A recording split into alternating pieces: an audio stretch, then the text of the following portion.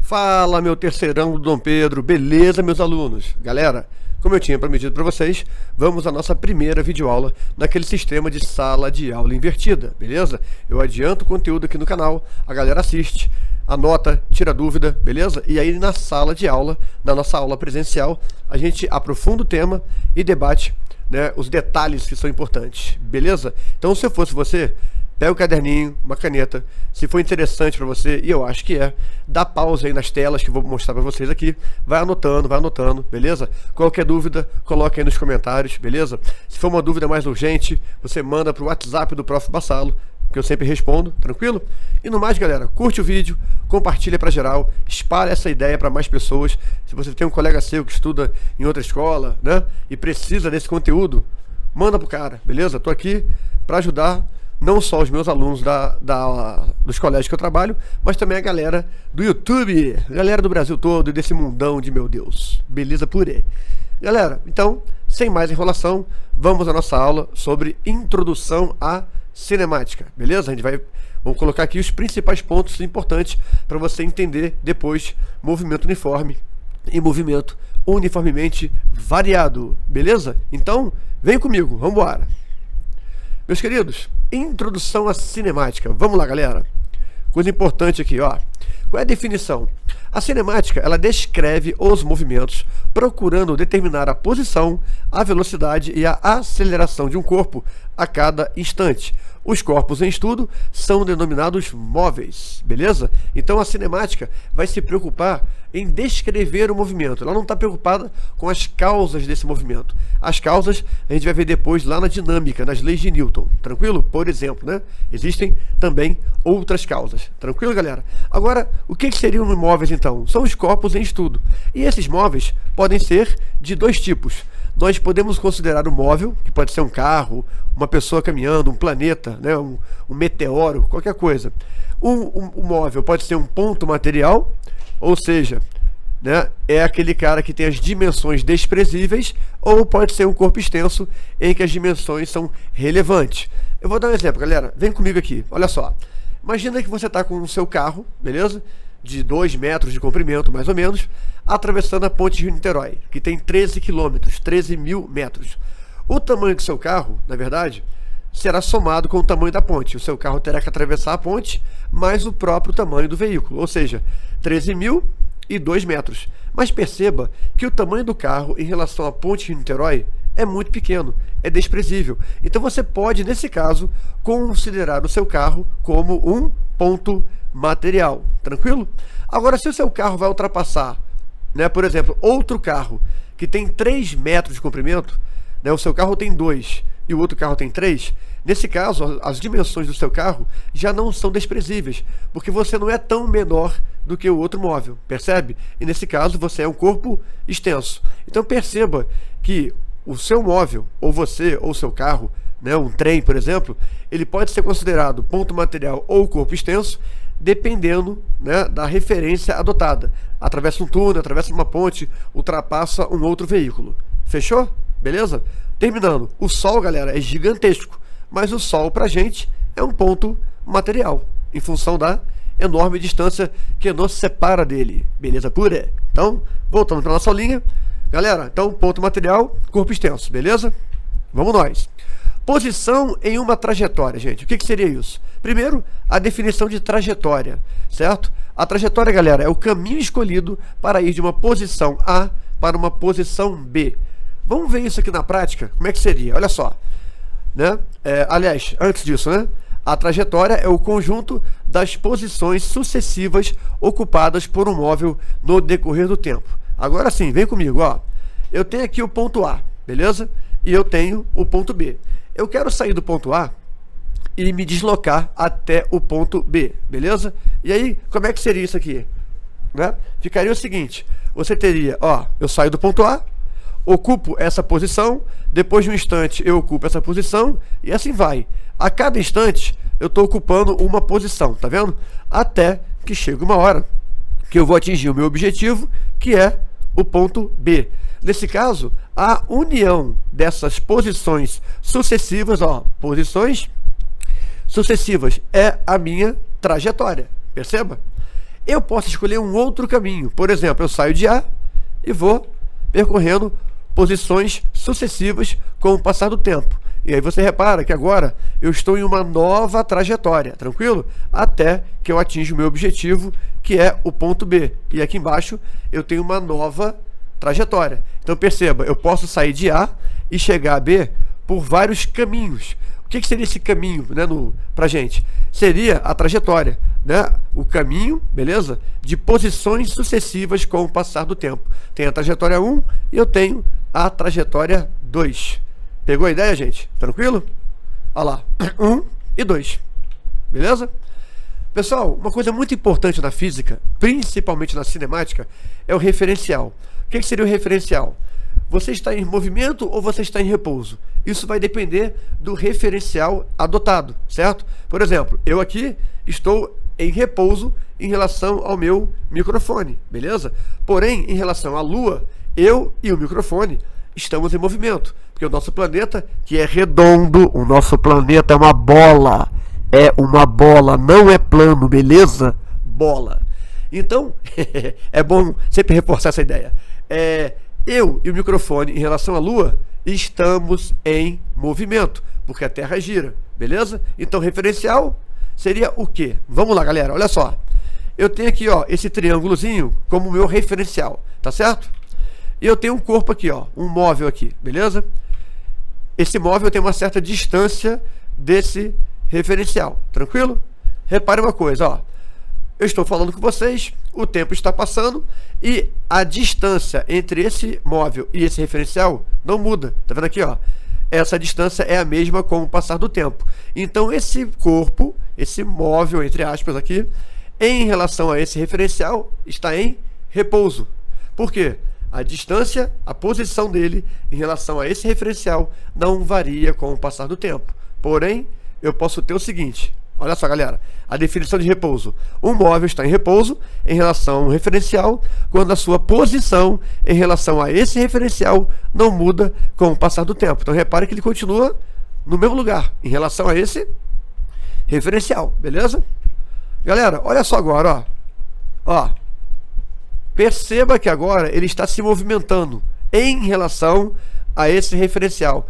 De novo, ó, a cada instante a posição dele vai mudando em relação a esse referencial, né? E agora eu tenho essa nova distância entre esse móvel e o referencial, ou seja, esse móvel está em movimento em relação a esse referencial. Tranquilo? Movimento. Um móvel está em movimento em relação ao referencial quando sua posição em relação a esse referencial muda com o passar do tempo. Beleza, galera? Então, anote isso, grava isso, entenda. Referencial é como o nome diz, é uma referência. Se a minha posição não muda em relação a essa referência, repouso. Se a minha referência, né? Se o meu móvel em relação a essa referência muda de posição com o passar do tempo, temos movimento. Beleza pura? Agora, gente, olha que interessante. Temos agora dois móveis A e B. Perceba que eu tenho aqui, ó, uma distância entre A e B e uma distância entre B e o referencial, assim como entre A e o referencial, certo? Agora, e se acontecer o seguinte, olha só. Olha lá. Vamos de novo? Ó, A e B estão se movimentando em relação a esse referencial. Por quê, galera? Porque A e B estão ocupando sucessivas posições com o passar do tempo em relação a esse referencial. Agora repare uma coisa, repare que A em relação a B não muda de posição, nem B em relação a A. Podemos dizer o quê? Que A e B não se movimentam um em relação ao outro, beleza? Mas se movimentam em relação a esse referencial externo. Quando eu uso B como referencial para A está em repouso. Quando eu uso esse triângulo como referencial, A está em movimento. O mesmo vale para o corpo B. Pegou a ideia? Se ligou na visão? É isso aí, beleza? Então repare que agora a minha posição é outra. Beleza pura? O móvel A está em repouso em relação ao móvel B e ambos, A e B, estão em movimento em relação ao referencial adotado, que no caso é o nosso triangulinho vermelhinho. Tranquilo? Vamos nós, galera. Galera, diferença de deslocamento e distância percorrida. Se liga. Gente, isso dá a maior treta. A galera se enrola toda, confunde. Marcelo, mas não é a mesma coisa, distância, deslocamento? Não, galera, não é. Então vamos lá, vamos se ligar aí que é importantíssimo isso, hein? Dá bobeira não, vem comigo. Gente, olha só. Deslocamento, beleza? Definição: menor distância entre duas posições. Fechou? Beleza pura? Distância percorrida é a distância percorrida na trajetória escolhida entre duas posições.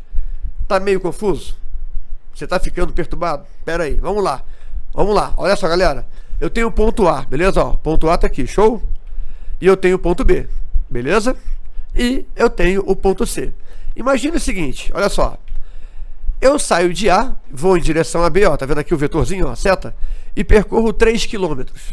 Depois eu saio de B, percorro 4 km em direção a C. Tranquilo? Perceba que aqui, ó, eu tenho 90 graus, ou seja, eu dei uma virada de 90 graus em relação a C, certo? Bom, galera, a distância percorrida é de 7 km. Perceba a definição.